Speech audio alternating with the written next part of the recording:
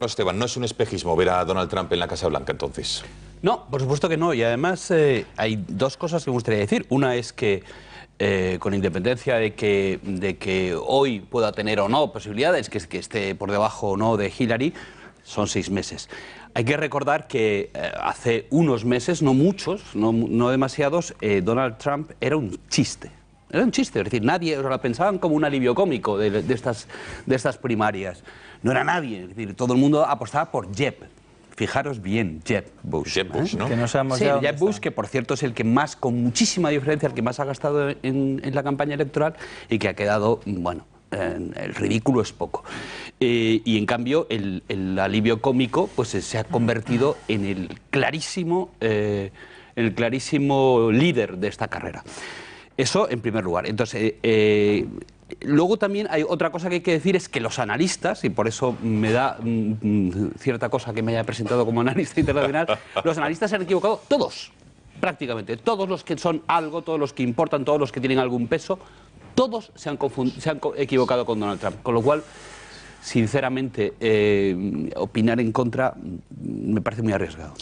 Bueno, tiempo para ver en qué consisten estas elecciones. ¿Quién vota en Estados Unidos? ¿De qué está formada? Hemos hablado de la población estadounidense, de ese efecto de la inmigración, pero ¿saben ustedes, por ejemplo, cuál es la religión mayoritaria en Estados Unidos? ¿Saben cuánta población tiene? ¿Saben cuántos inmigrantes hay? ¿Cuántos llegan? Todo esto es importante para saber cuál va a ser, por ejemplo, hablan de el peso del voto hispano en estas elecciones, el peso del voto femenino, el peso de otras minorías. De todo ello hemos querido recomponer ese paisaje de la sociedad estadounidense que nos recoge Beatriz. Beatriz, adelante. Pues vamos a fijarnos primeramente en cuáles son las diferencias étnicas, también vamos a ver cuáles son las religiones mayoritarias o minoritarias y también cuáles son las ciudades con más peso, las ciudades más importantes. Empezamos, a ver si es posible que lo veamos aquí detrás en Video Wall, por las minorías. ¿Lo tenemos? ¿No lo tenemos?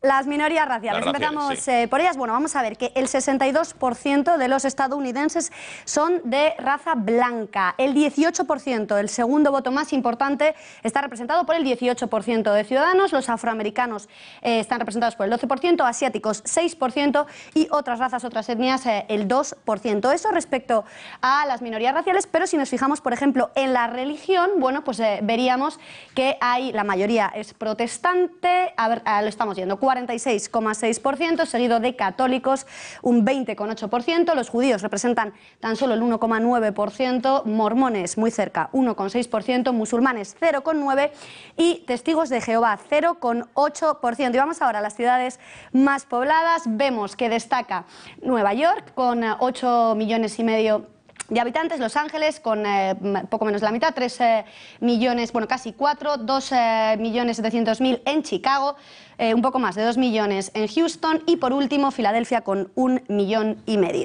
Esto es lo principal de los datos a resaltar, Gonzalo. Bueno, aquí ha habido una leve sonrisa o carcajada cuando se han dado los datos de los mormones. No sé si reían por el hecho de Mitt Romney, que era mormón en las pasadas elecciones o ante el... No. Bueno, en fin, pero vamos a ver, sí que llama la atención. Algo que destacar porque, por ejemplo, el peso de los hispanos llama la atención, que sea mayor que, por ejemplo, que el de los negros. Los blancos son, bueno, desde luego, el 62% de la población y bajando. No sé si esto cambia mucho respecto a cada 4 años, elección a elección, o se mantiene en el tiempo estable. No, cambia tanto que de hecho los hispanos son mayoría con respecto a los negros de hace relativamente poco. Es decir, que precisamente lo que ha dado renombre a Trump y lo que le ha hecho famoso es querer parar o detener una situación que es la que ha hecho que en poquísimos años, en muy pocos años, Estados Unidos haya llenado de hispanos. Una cosa que quería señalar es que cuando Beatriz está hablando de las etnias o las razas y tal, os chocará quizá que una de ellas sea hispano, porque un hispano es Daniel con sus ojos azules y su pelo rubio, o puede ser un negro, absolutamente negro, que viene de Cuba, ¿no? Es decir, que eso también es un hispano, o de Colombia, que también los hay. Es decir, ahí tiene cierto problema, porque en esas circunstancias, un hispano, digamos, que viene de Cuba y tiene orígenes alemanes o viene de Chile, pues normalmente se asocia, se vincula a un blanco y al revés, es decir, un hispano que es cubano, negro, tal, pues es también probable que se asocie a lo que es un negro. ¿Cómo les llama, por cierto, el matiz? ¿Hispanos o latinos, por matizar? Porque igual que aquí se dice ya de la progresía, le llama Latinoamérica, cuando toda la vida ha sido Hispanoamérica, pero hay como seres... En el censo es Hispanic. Hispanic, ¿no? Sí. Daniel, decíamos el asunto del cambio de estas mayorías o minorías raciales elección a elección. Sí, no, como Carlos ha comentado, hay un dato también interesante, es que los hispanos son más jóvenes, tienen más hijos y por tanto el futuro de Estados Unidos pues va a tener un carácter hispano pues en las próximas décadas, y lo que estamos viendo es que... O sea, digamos que es un 18% hispanos y subiendo, ¿no? Totalmente, totalmente. Es una tendencia que en 2025 pues se estima que va a ser como un 25% aproximadamente, pero se habla del 2050 en torno a un tercio de la población, o sea que es una tendencia que va para arriba, y los blancos cada vez tienen menos hijos, tienen más edad, y por tanto, bueno, pues esa fotografía de Estados Unidos está cambiando mucho, y eso va a tener un impacto, y está teniendo ya un impacto en la... Eso tiene un impacto muy claro en el Partido Republicano, que se alimenta sobre todo del voto blanco, y hay un dato muy revelador, y es que George Herbert Walker Bush, el padre en fin, el sucesor de Ronald Reagan, ganó un 59% del voto blanco, y eso le supuso pues 426 votos electorales, ¿no?, que son al final los que eligen al presidente. Mientras que en las últimas elecciones presidenciales Mitt Romney obtuvo también un 59% del voto blanco y solo logró, pero no le bastó. Solo logró 206 votos electorales. Lo cual tiene mucha relación con lo que está pasando dentro del Partido Republicano, con la emergencia de líderes como Ted Cruz o como Donald Trump, que están intentando, digamos, poner freno, ¿no?, a esas tendencias demográficas, de inmigración, pero que realmente es muy complicado. Es muy complicado ponerles coto, y yo creo que los esfuerzos del Partido Republicano deberían ir más bien por el hecho de ganarse a amplios sectores de la población que ahora mismo pues no tienen su favor, como es el caso de las mujeres o de las minorías. Entiendo entonces, si el 59% votó a Reagan, el 59% votó a Romney de blancos, entiendo que las otras minorías, o las minorías, mejor dicho, negros e hispanos, votan a partidos demócratas tradicionalmente. En el caso de los negros... ¿Qué? Sobre todo el por qué. ¿Cuál es la clave de por qué tienen, son meramente por la inmigración? No, vamos a ver. Hay una cosa, es decir, fundamentalmente los republicanos y los demócratas tienen una serie, con independencia, digamos, de lo que puede ser el voto variable, tiene una serie de voting blocks que les votan, digamos, siempre, ¿no? Como, por ejemplo, a los demócratas, los maestros, es tradicional, siempre les votan y les defienden, o los sindicatos, es decir, una serie de grupos. En el caso de los negros tienen unos líderes bastante claros y son unos votantes relativamente fieles. Es decir, cuando lo que tiene que hacer el candidato demócrata es ganarse al Jesse o al el que se trate, y que les dice a su gente a quién tienen que votar. De hecho, la gran apuesta de Hillary frente a Sanders son las minorías. Clarísimamente va a saco con ellas, tanto mujer como las minorías raciales. Entonces, eso... que con los negros, digamos que está resultando bastante fiable, constante de unas elecciones a otras. Con los hispanos, por lo que decía antes, puede variar, por dos razones. Una de ellas es porque los hispanos no son una etnia, no son una raza, sino que son muchas, y por tanto pueden identificarse con uno y con otro, y porque hay mucha tensión entre los negros y los hispanos. Mucha, muchísima. Entonces, la idea del Partido Demócrata, la idea en general de la izquierda y de la progresía es: todos estos constituyen el bloque de los oprimidos y por tanto están todos juntos cogiditos de la mano. La realidad que se ve en los barrios no es así para nada. Los negros están viendo que los hispanos les están comiendo la tostada. Es decir, están dejando de ser el grupo favorito del Partido Demócrata y el grupo que por tanto puede hacer fuerza electoral para conseguir X, lo que sea, ¿no? La affirmative action o cualquier cosa. Entonces, en ese sentido se puede romper fácilmente el bloque hispano, creo. Bueno, hemos hablado del tema de las razas, y Beatriz esbozaba también el asunto de la religión. Un 46 aproximadamente de estadounidenses profesan la religión protestante, un 20% católicos, un 1,9 son judíos, mormones 1,6, etcétera. ¿También podemos hablar de que los que profesan según qué religión votan a según qué partido, o ahí no hay reglas? Desde los estrados, desde los púlpitos, no se dirige a qué partido se debe votar o no. ¿Qué podemos hablar de ello? ¿Hay libertad? ¿Se da libertad como puede ser en España, que un católico vota a quien le parezca, según unos valores o no? Sí, pero tradicionalmente... pero hombre, por supuesto que hay libertad.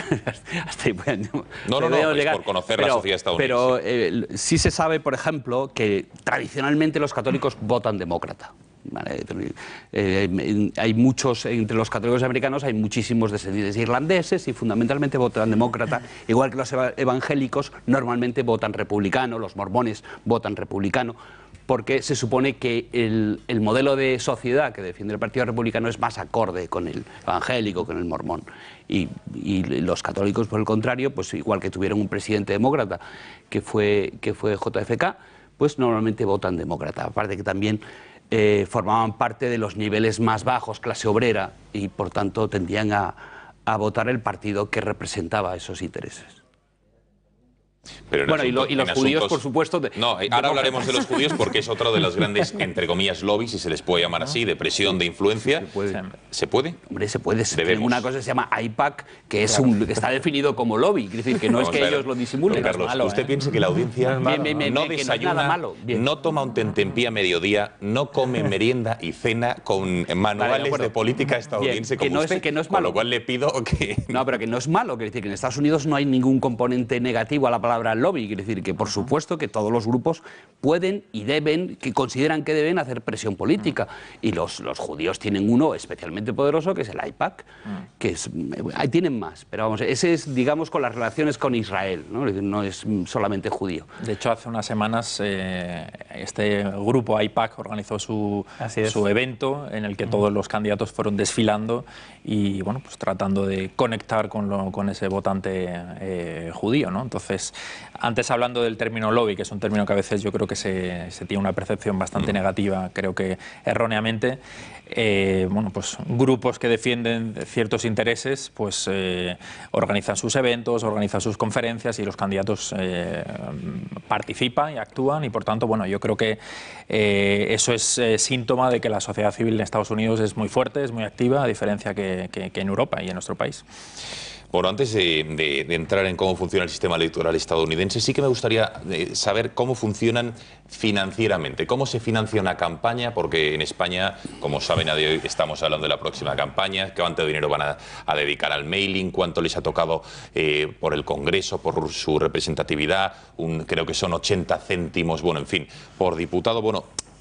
por voto, perdonen, ¿cómo funciona en Estados Unidos? ¿Se da dinero público desde el dinero del Congreso, de las arcas públicas, ya sea federal, nacional, a los partidos políticos? Porque ahí lo que trasciende a España es la financiación de empresas o de particulares. José Carlos, ¿cómo funciona la financiación de los partidos y de las campañas a diferencia de España, para que lo entienda la gente? Bueno, para empezar, un partido político allí y aquí es una cosa muy distinta. Ahí es más una plataforma electoral con una fuerte democracia interna, es precisamente de lo que estamos hablando, y que al final pues elige un candidato. Hay una vía de financiación pública de los candidatos. Quiero recordar que John McCain en 2008 recurrió a esta fórmula, lo cual limita la cantidad de dinero de origen privado que puede recibir. Normalmente los candidatos no optan por esa vía, sino por la creación de plataformas electorales o de organizaciones que apoyan sus campañas, que en principio tienen pues, intereses sectoriales o sociales y que apoyan al candidato demócrata o al republicano. Y había ciertas limitaciones de la cantidad que se podía aportar para esas campañas, pero las ha ido tumbando el Tribunal Supremo y ahora prácticamente desde el punto de vista práctico pues casi no hay limitación para... Este tema es fundamental en estas elecciones concretas porque precisamente lo que parece transmitir el apoyo el enorme apoyo que tiene Trump es que la gente considera que los políticos no representan sus intereses, sino los intereses de quienes les pagan, de los PACs. Los PACs son como consorcios, asociaciones de grupos de interés que crean un consorcio concreto para dar dinero a un candidato. Entonces, lo que ha dado mucho apoyo a Trump es que él no tiene detrás esos grupos de interés. Puede ser, digamos, libre y representar la opción de la gente, mientras que los otros, lógicamente, nadie da dinero por nada, a cambio de nada, con lo cual, si yo te he dado dinero, tú vas a defender las leyes que yo quiero. Eso es lo que tiene muy enfadada a muchísima gente, que es la que vota a Trump. Hay otra cosa muy curiosa en cuanto a la financiación que ha cambiado gracias a Internet y al crowdfunding y las nuevas fórmulas de microcréditos, es el caso de Sanders. Sanders no le apoya a nadie, ningún donante importante, porque lo que defiende es un socialismo casi soviético, y eso no hay empresario que lo defienda. Soviético en Estados Unidos. Casi, he dicho casi, bien, soviético.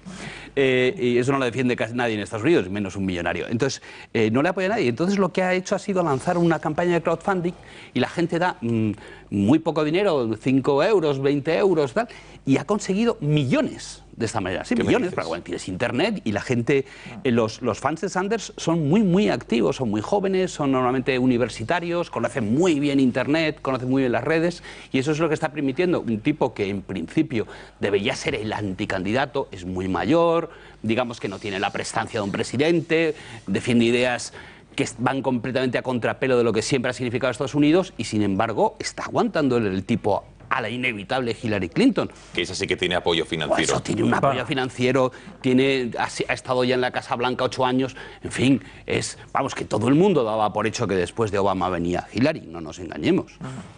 Sí, no, yo creo que un elemento interesante del sistema de Estados Unidos es la transparencia, y yo creo que se puede cuestionar o puede plantear dudas el hecho de que las empresas financien las campañas, etcétera, pero yo creo que la clave es que sabemos quién está detrás, quién está apoyando a los candidatos, algo que no pasa en España, porque aquí hay un señor que paga campañas y nadie se entera, ¿no? Entonces, yo creo que es interesante ese concepto de la transparencia. De hecho, cualquier espectador que nos esté viendo ahora mismo, hay una web que es opensecrets.org, donde tú puedes entrar y ver tu vecino a qué candidato está apoyando, si ha dado $100 y tal empresa, en fin, yo creo que eso es muy sano para... ¿Y la gente no tiene reparo o miedo a que se sepa a qué partido apoyan? No me imagino aquí en España a grandes donantes diciendo, oye, he dado, me da igual, 10.000 euros al PP, tal, o el otro 20.000 al PSOE, se le tacharía, ¿no? Ahí, si me permitís, hay que entender que hay una cultura de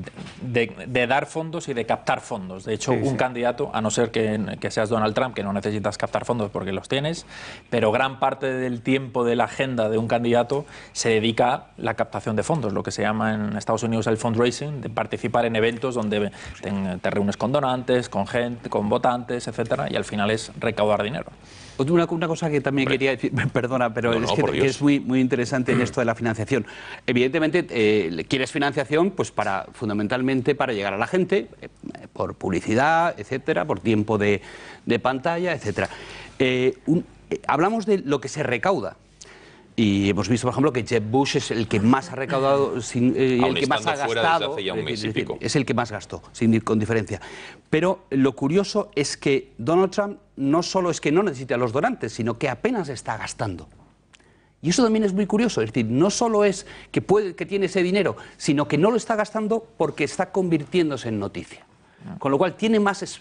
el otro día leí un artículo en el que se calculaba cuánto dinero real de exposición de pantalla y tal está teniendo Trump. Está teniendo Trump. Y es una millonada que él no gasta, sino que lo gasta la CNN o Fox, etcétera, al sacarle. Pero los periodistas no pueden evitar llamarle porque saben que es rating, o sea, claro, porque sube los ratings. Yo quería decir, al hilo de lo que estaba comentando Daniel, que puesto que el sistema funciona tal como él lo ha explicado, y es verdad que hay una tradición en los Estados Unidos que va en ese sentido, y hay una transparencia absoluta, hay que decir que un caso como el de Bárcenas, ahí sería absolutamente impensable. Claro, aquí los partidos se financian por la puerta de atrás, mientras que van concediendo favores y demás.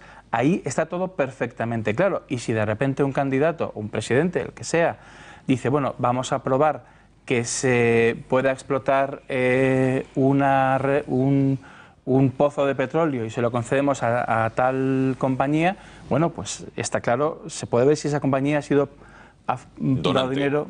Claro, y si fuera donante no podría licitar. Sí, puede, digamos, claro que puede. Pero no solo puede, sino que una de las razones es que el votante, o sea, una de las razones del cabreo americano, vamos a llamarlo así, es que el votante lo está viendo. Está viendo que esta empresa ha dado tanto dinero al candidato y el candidato en el Senado, en el Congreso, en donde sea, ha aprobado una ley a veces disparatada para favorecerla directamente.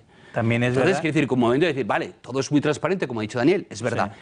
Miren, voy a dejarme comprar por este lobby. Pues vale, de acuerdo, es muy transparente, pero me parece espantoso. Pero eso es lo que no voy a dejarme comprar. Bien, de Tampoco es acuerdo, eso. no lo Y luego- sí.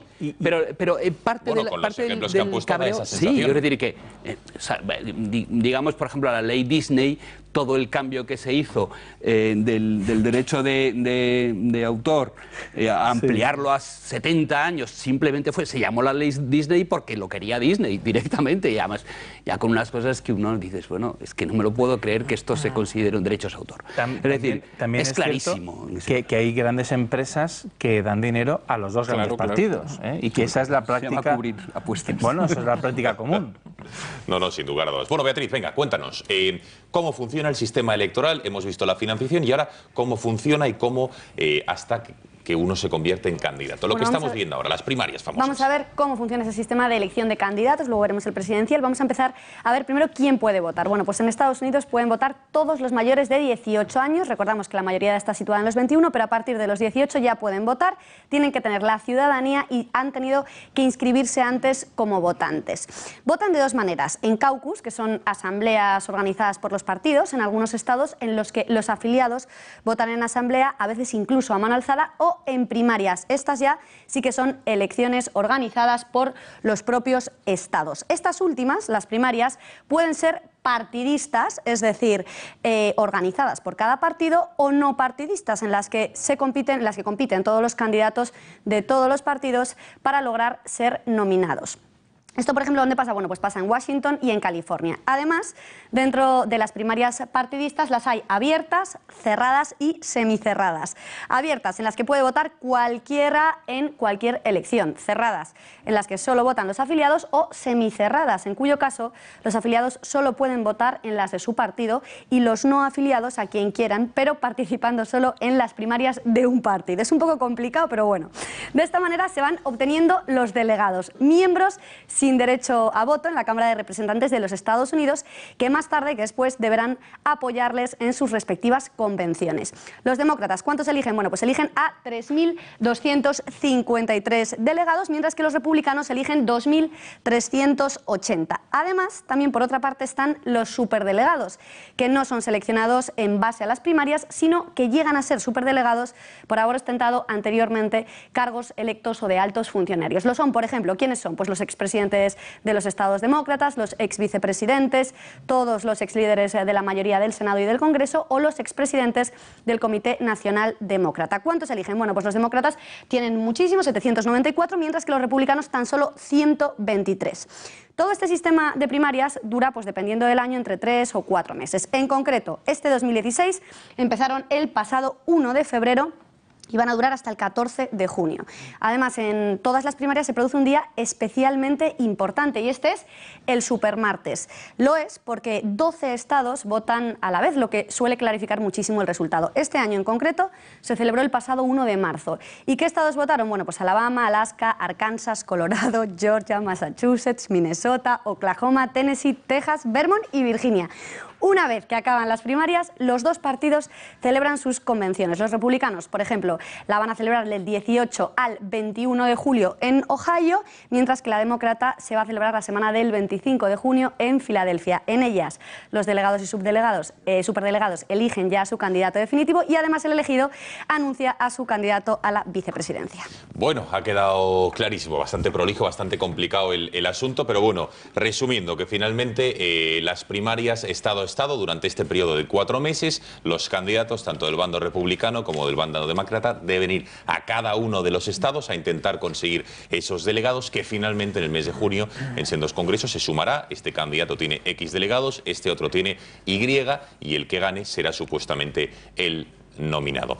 Pros y contras, perdonen, de este sistema de elección que aquí en España, desde luego, a todos los que admiran a Estados Unidos como país, incluso sus detractores, muchos lo ponen como ejemplo de transparencia y de democracia interna y externa. Pros y contras. Como contra, yo señalaría el enorme coste que tiene todo el proceso, que realmente es muy importante. Hay una gran parte de los recursos del país, bueno, una parte importante de los recursos del país que se destinan a esto. Ventajas, que es muy democrático, desde luego, es un proceso muy democrático, está a la vista de todo, es un proceso abierto. Incluso gente que no cuenta con el apoyo de los partidos, pues se mete y acaba estando por todo lo alto, como es el caso de Donald Trump. Y luego yo recuerdo un esclarecedor artículo de Charles Krauthammer, que es un periodista, un analista estadounidense, que decía que en el fondo todo este proceso sirve como un periodo de entrenamiento de los líderes que luego van a tener que gestionar primero su capital político en las elecciones presidenciales y luego cuando sean ya presidentes de los Estados Unidos. Dani, a ver, ¿qué te parece este sistema de elección? Bueno, yo no soy mi objetivo porque a mí me apasiona, entonces... bien, bueno, veis, pues tú eres ya no de los tractores, sino de vamos... Lo reconozco, pero bueno, yo creo que es bueno el preguntar a la gente, el que la gente pueda participar a la hora de elegir a sus representantes y que no sea de manera digital como se hace aquí, es decir, a dedo, y por tanto yo creo que eso es bueno, pues que la gente pueda participar, pero bueno, entiendo lo que comentáis, ¿no? Y a lo mejor es excesivo en el tiempo y a lo mejor, bueno, pues puede generar cansancio en la opinión pública, pero bueno, al final Estados Unidos es un país tan grande, pues que todos los estados tienen derecho a votar, ¿no? No, porque sí que es verdad que decía Beatriz que se empezó a votar el 1 de febrero. El 1 de febrero, pero desde el verano del año pasado, claro. Es decir, desde julio del año 2015 estamos ya con los debates. Al final prácticamente son 2 años de pre-campaña y campaña, o sea, es mucho tiempo, es mucho tiempo. Bueno, tiene un problema, no voy a llamarle defecto. Bueno, aparte que por supuesto es completamente inglés, no es nada francés en el sentido de que no es nada racional. Hablabais los dos de que es una maravilla de democracia y tal. En realidad, bueno, cada estado tiene un sistema completamente distinto, es de delegados, no es de voto directo. Bueno, bien, sí, es demócrata, pero luego se ve también en las elecciones ya reales que bueno, lo que elige son delegados, no es el voto popular. Un candidato puede ganar el voto popular y perder las elecciones. Pero luego hay otro problema muy gordo y es que te enfrenta a los de tu propio partido y vas a decir cosas y sacar muchos trapos sucios del que a lo mejor va a ser el nominado por tu partido, con lo cual estás dándole armas al enemigo para cuando llegue el momento de la campaña electoral real, ¿no? Y luego que estás enfrentando a gente como es el caso de Carly Fiorina, que en su día puso a caer de un burro a Cruz y ahora resulta que se presenta como vicepresidenta. Pero eso es la política. Bueno, vamos a hacer un recuento y ahora situamos. Vamos a ver cómo está ese recuento, que tenemos preparado unos gráficos que nos va a mostrar nuestra realizadora, efectivamente, que hemos preparado sobre cómo va ese recuento de delegados a día de hoy. Hoy recuerden que hay primarias en un estado, en Indiana, con lo cual no está, ese cómputo no está, pero fíjense, ahí tienen diferentes colores, por lo menos en el bando republicano, ahí ven en azul los estados donde ha ganado y ha sumado delegados Donald Trump, otro de sus rivales Ted Cruz en amarillo, Marco Rubio, que ya no está en esa carrera hacia la Casa Blanca, por lo menos en el Partido Republicano, y John Kasich, que sí que todavía está, no sabemos qué hace o qué pinta, pero que de momento va ahí en tercera posición. El cómputo global en los republicanos a fecha de hoy, que es 3 de mayo, casi 1000 delegados tiene Donald Trump, 565, casi la mitad, o un poco más de la mitad, tiene Ted Cruz, y Kasich, que tiene 153. Recordamos que 1237 son los necesarios para la nominación, es decir, que le faltaría ni más ni menos que 1240 a Donald Trump para hacerse con esa nominación republicana. Vamos al otro lado, al bando demócrata, a ver cómo está esa carrera que ven que está encabezando Hillary Clinton con 2.165 delegados, mientras que muy por detrás está su contrincante Bernie Sanders, y ya lo saben que los delegados necesarios son 2.300, es decir que Hillary 80, Hillary Clinton está a escasos 218 delegados para convertirse en la próxima candidata del Partido Demócrata a la Casa Blanca. Bueno, señores, las cosas tal y como están, ahí ven el mapa de qué estados ha ganado Hillary Clinton y cuál Bernie Sanders, que sin lugar a duda está dando la sorpresa en este bando demócrata. Tal y como están los resultados en este momento, ¿hay alguna duda de que los ganadores van a ser Trump por el republicano y Clinton por el demócrata o no? Bueno, yo creo que Hillary Clinton tiene la nominación prácticamente ganada. Tiene un apoyo abrumador por parte de los donantes, del partido, bueno, y cuenta con el favor mayoritario del voto. En el caso de las primarias republicanas, yo creo que es más apasionante porque, bueno, tenemos dos grandes candidatos. Porque no está todo el pescado vendido, podríamos decir. No está todo el pescado vendido, dos candidatos que, por lo menos al principio, contaban con el desfavor del Partido Republicano, ahora Ted Cruz se ha acercado más. Y bueno, yo quiero recordar que después de una pequeña reforma que se hizo en 1980, los delegados republicanos que van a ir a la convención en Cleveland pueden cambiar de opinión, y aunque hayan mostrado su favor a Ted Cruz, votar por Donald Trump o lo contrario. Es decir, que eso no está, aunque no es muy probable que pase, no estaría cerrado al 100%. Pero eso puede pasar, o suele ocurrir, sí. Bueno, el hecho de que... Eso podría pasar. También es cierto que para que ocurra, Ted Cruz tiene que demostrar una capacidad de liderazgo importante. Es decir, si sigue perdiendo elección tras elección frente a Donald Trump, pues yo creo que no tiene nada que hacer. Tiene que ganar, yo creo que hoy. Hoy es muy importante. Hoy es muy importante. Sí. Hoy Indiana, ¿no? Indiana, sí. Indiana ¿qué dicen las encuestas de hoy de Indiana? Que gana ¿A quién? Trump. Sí. Que gana Trump. Sí. Y también habría que ver qué ocurre en California. Sí. Pero bueno...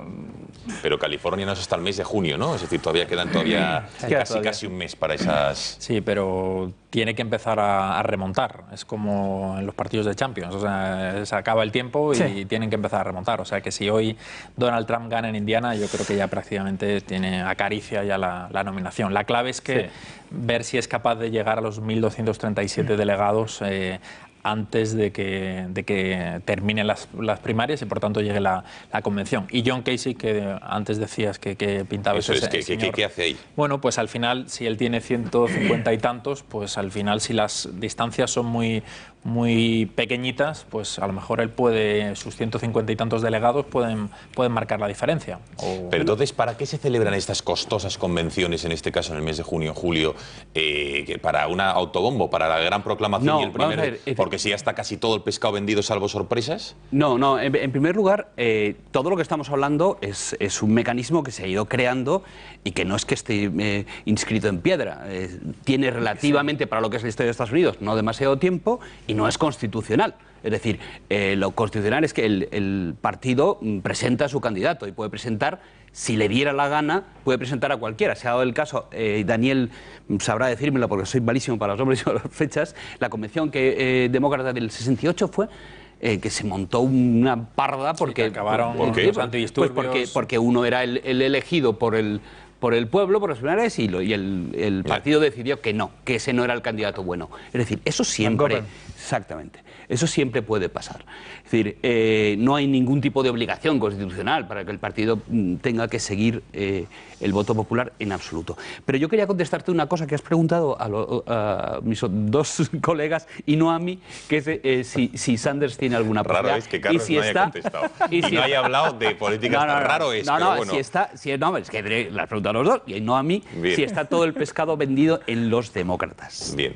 Y yo solo quiero llamar la atención sobre un dato muy curioso, pero muy, muy curioso. Y es, Obama no ha respaldado a Hillary Clinton. Eso es muy raro. Eso es muy raro a estas alturas de la película. Es decir, lo normal es que el presidente demócrata ya diga, yo respaldo a Hillary Clinton, que además ha sido mi secretaria de Estado. No lo ha hecho. No lo ha hecho y yo sospecho que no solo no lo ha hecho, sino que como Hillary no lo haga demasiado bien en los estados que le falta, puede instar a su fiscal general a que le encauce por las causas que tiene y por las que está siendo investigada. Porque ese es un dato muy importante. Por el tema de los emails, por el tema de Benghazi. Es decir, tiene muchísimos cadáveres en el armario. Es una de las cosas que hacen que Hillary no sea tan fuerte como los estamos vendiendo aquí. Sí, pero Carlos, yo creo que ese es uno de sus fuertes, precisamente. Porque es que uno empieza a contar cadáveres en el armario, como tú bien has dicho, de Hillary Clinton, y hay un montón. Y sin embargo sigue teniendo un apoyo muy importante por parte de amplios sectores de la sociedad estadounidense. Si no le ha tumbado Benghazi, ni los emails, ni el Travelgate, ni un montón de otros escándalos. Pero es que no la ha tumbado del todo, pero desde luego la ha dejado tan debilitada como para que la candidata, que era absolutamente inevitable, Sanders, le esté... No desvelemos todavía los perfiles de los grandes favoritos, pese a que Carlos Esteban todavía cree que puede sonar, se puede dar la campanada en el bando demócrata, todo parece que va a ser Clinton, pero antes de hablar de Trump y de Clinton, porque les hemos preparado las declaraciones más polémicas de ambos candidatos todavía de sus partidos. Aspirantes a ser candidatos. Beatriz, cuéntanos, porque hemos visto cómo funciona el sistema de aspirantes a la candidatura. Una vez ya son candidatos, cómo funciona el sistema a las elecciones presidenciales. Bueno, pues como decías, hemos visto anteriormente esta selección de candidatos, veamos ahora el sistema de elección presidencial.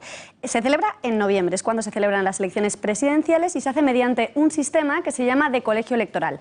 No es directo, sino que cada estado elige a sus electores. En total hay 538 y se reparten por estados según la población de cada estado. Debe haber tantos electores como miembros de la Cámara de Representantes, que tiene 435 senadores, hay 100, y delegados de Washington, que hay 3. Estos electores, ya así como representantes del pueblo, dan su voto a uno de los candidatos a presidente. La mayoría de electores dan todos sus votos al candidato que tiene mayoría absoluta de voto popular en el estado. Las dos excepciones son Nebraska y Maine, que los reparten de forma proporcional. ¿Quién se convierte entonces en presidente del país? Bueno, pues el que consiga 270 votos electorales, la mayoría absoluta. ¿Puede ocurrir? ¿Puede pasar que haya un presidente que gane por voto electoral pero no por el popular? Pues de hecho sí puede ocurrir, ha pasado ya en 4 ocasiones y la última, la más famosa en concreto, en 2000. George Bush fue elegido presidente por 271 votos electorales gracias a la adjudicación de los votos del estado de Florida, que es un estado clave, pero Al Gore había obtenido 450.000 votos populares más. Curioso, que pueda gobernar el presidente que menos votos ha sacado, pero que más en este caso... Bueno, en este caso fue especialmente dudoso porque el que decidió fue el Tribunal Supremo. Sí. Es decir, que decidió no ya el tema del voto popular, que efectivamente no importa lo más mínimo, sino que Florida era para Bush. Es decir, lo decidieron 9 tipos, no elegidos por nadie, bueno, no elegidos en elección directa. Bueno, este caso, venga, de la elección, antes de hablar de Trump y de Clinton, ¿qué podemos decir? Vamos también, voy a intentar arrancar algún contra de este sistema, porque sí que es paradójico el hecho de que no es que gane el que tenga el 51% de los votos o el 50,1, sino el que tenga más representantes, ¿no? Por llamarlo de alguna manera, y llega a esos 270. ¿Esto cómo lo definirían? ¿También más democrático y un ejemplo a seguir? Señor Ureña, no, es más federal. Es más federal, claro. Bueno, por ser un país federal. Claro. Es decir, si tú crees que son estados soberanos, que es como los define la Constitución, pues entonces un estado soberano elige dentro del propio estado a quienes van a elegir al presidente de los Estados Unidos. Es como podría ser en Europa si hubiera un presidente y entonces España elige los suyos, Francia elige los suyos y se unen los votos que tienen y gana el que tiene más votos. Es decir, me parece que si realmente se toma en serio la estructura federal, es lógico y es democrático. Es decir, que no, al presidente de los Estados Unidos no le elige el pueblo de los Estados Unidos, sino el pueblo de cada uno de los Estados Unidos. Y por eso, como explicaba antes Beatriz, el número de votos electorales o de electores coincide con el número de personas, bueno, de miembros de la Cámara de Representantes más el número de senadores, que siempre es 2 por cada estado. Bueno, Beatriz, vamos a ver, ya último aspecto, cuéntanos el breve currículum, vamos a centrarnos, si les parece, en los favoritos, en Donald Trump, en Hillary Clinton, quiénes son, de dónde vienen, a dónde van, sabemos qué pretenden o a dónde pretenden ir, pero no sabemos a dónde van a acabar yendo, y muéstranos algunas de las declaraciones más polémicas de ambos, ¿no? Vamos a centrarnos en Trump y en Clinton, si te parece. Bueno, pues vamos a empezar por Donald Trump, el candidato con más posibilidades para convertirse ya en el candidato de los republicanos, y vamos a ver un poco su currículum. Bueno, pues no, hemos empezado por Hillary Clinton, pues empezamos por Hillary Clinton. Lo mismo, ¿va? Que van a ser Da los lo mismo, candidatos. es secretaria de Estado, bueno, entre 2009 y 2013, ex senadora por el Estado de Nueva York y ex primera dama. Bueno, su ideología, aquí puede opinar Carlos Esteban, que a lo mejor no está de acuerdo, feminista radical, proabortista, posturas en política exterior muy intervencionistas, muy agresivas. Entre los pros, bueno, pues es la favorita de todas las encuestas, también de su partido,